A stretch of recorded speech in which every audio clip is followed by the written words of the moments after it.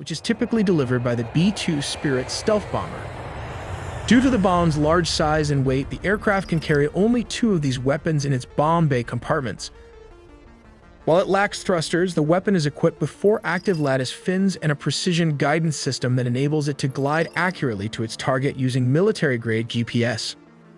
Constructed from a specially designed high-performance steel alloy, using its weight when falling under gravity to penetrate or dig itself up to 200 feet of underground soil or concrete. We'll also look into the difference between the massive ordnance penetrator and the mother of all bombs with step-by-step process of how they work, all in the video ahead. To give you an idea of the varying levels of penetration capability among different bunker buster bombs, let's compare a few examples. First, we have the BLU-109, also pronounced Blue. It is a 2,000-pound bomb developed in the 1970s. This weapon is capable of penetrating approximately 1.8 meters or about 5 feet of reinforced concrete. Next, we move on to the GBU-28, which is equipped with a laser-guided system at its front. This bomb can penetrate to a depth of nearly 6 meters, equivalent to roughly 20 feet, which is as tall as a 2-story building. However, neither of these compares to the massive capabilities of the GBU-57, also known as the Massive Ordnance Penetrator. It can penetrate over 60 meters into the ground, around 200 feet. To put that in perspective, this depth is comparable to the height of a 20-story building, depending on the floor heights. These examples demonstrate the significant advancements and differences in penetration levels among these specialized weapons. Let's put an average human here against this weapon, which is 20.5 feet long, giving it a streamlined aerodynamic shape that is crucial for stability and precision. With a diameter of 31.5 inches and weighing an incredible 30,000 pounds, translating to approximately 14,000 kilograms, it utilizes its massive weight to generate the kinetic energy required for deep penetration. This heavy, compact design enables it to break through over 200 feet of reinforced concrete, making it one of the most effective bunker-busting munitions in the world. Let's take a look at the parts of this weapon. The most important part is the body casing, made of hardened ferrocobalt alloy to withstand impact. Interestingly, the body comprises more than 80% of the bomb's total weight. Inside this cover, you will find the following components. At the front is the nose fuse well, all of which are joined by a fuse conduit. Sandwiched within this rod is the explosive-filled 5,000-pound warhead, which translates to approximately 2,267 kilograms. This conduit then connects to a tail fuse, which, interestingly, is the main detonator and is crucial for delayed action. Moving to the back, nestled inside the tail, we discover the intricacies of its guidance system. Here, the inertial guidance kit collaborates seamlessly with the military-grade global positioning unit, ensuring precise navigation towards its intended target. Alongside these components, one can find the adapter ring, which facilitates the attachment of the telemetry antenna, crucial for transmitting data, as well as the encryption key battery, which safeguards sensitive information. Venturing deeper into its structure, we encounter the thermal batteries, vital for powering the system, and the composite fins, strategically positioned to aid in directing the missile towards its objective. These fins, meticulously controlled by internal gears, maneuver with precision, responding to commands to adjust the trajectory accurately. Let's take a look at the smaller bunker buster and how it works. It has a laser sensor at the front, and just behind that are adjustable fins. In the midsection, there is a warhead that weighs approximately 650 pounds, containing tritonal explosive. This is a mixture of 80% TNT and 20% aluminum powder. Finally, we have the retractable fins at the rear. To give you a better sense of its size, comparing it to a person can be helpful. The casing has a length of approximately 19 feet long, which translates to around 5 meters. This section is made of an artillery barrel, which is very strong, and has a diameter of 14.5 inches, which translates to around 37 centimeters, making it relatively narrow. They intentionally made the smaller cross-sectional area.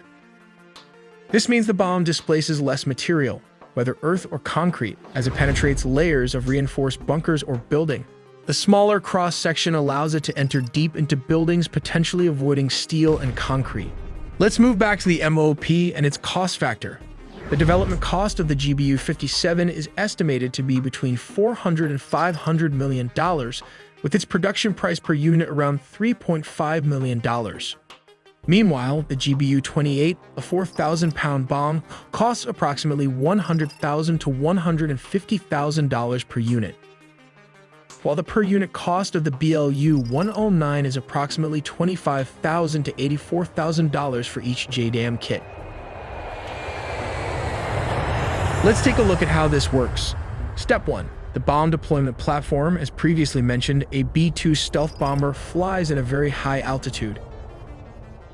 When the aircraft reaches the designated location and the conditions are optimal, it releases the weapon. The bomb is designed for precision, and the deployment height plays a crucial role in its trajectory and effectiveness. Then Step 2 comes the targeting precision. The bomb is outfitted with advanced guidance technology, including GPS and inertial navigation systems, which are military-grade satellites. Then comes Step 3, that is adjusting the trajectory. The guidance information and data is then transmitted to the bomb's 4-lattice motors fins located at the rear. These fins can move and adjust in real time, allowing the bomb to correct its course as it descends under the force of gravity. These adjustments are essential because the weapon does not have thrusters to change its trajectory. Instead, it relies on the movement of these fins and a high-altitude drop to control its flight path. This is why the bomb must be deployed from a very high altitude so it has enough time and distance to adjust its trajectory accurately. Here comes the most difficult part, that is Step 4, impact and penetration. The bomb, known as the Massive Ordnance Penetrator, weighs approximately 30,000 pounds, which is around 14,000 kilograms. When it reaches its target, it strikes with immense force, designed to penetrate deep into hardened structures, such as bunkers. The energy upon impact allows the bomb to bury itself over 200 feet into reinforced concrete, ensuring it delivers its payload precisely where it is intended for maximum effect. Finally, Step 5 involves the tricky part of arming the weapon. It was installed with 2 SDB fuses. Double fuses are required as a backup. The first is for G-sensing and the second is the time delay fuse. Why the redesign was necessary, it was to ensure that the bomb could strike facilities buried beneath significant layers of hardened material. For this reason, the fuses are placed at the rear of the bomb to prevent them from being damaged. Once the time delay or the G-sensing fuse reaches its destination, it can blow up, creating a mini earthquake that can bury bunkers and 20-story buildings inside them. Many people often confuse the Massive Ordnance Penetrator MOP with the mother of all bombs, MOAB, which stands for Massive Ordnance Air Blast. The mother of all bombs weighs approximately 21,600 pounds and is designed to detonate above the ground, creating a massive shockwave and blast radius. However, unlike the MOP, it does not have penetration capabilities. This MOP is capable of digging up to 200 feet underground before exploding, while the Massive Ordnance Penetrator can be deployed from bombers such as the B-2 Spirit aircraft. But this is not the case with the mother of all bombs is so large that it must be delivered via a C-130 aircraft using a pallet system. Once deployed, the bomb is dragged by a parachute and falls under gravity, guided by an inertial navigation system and military-grade GPS.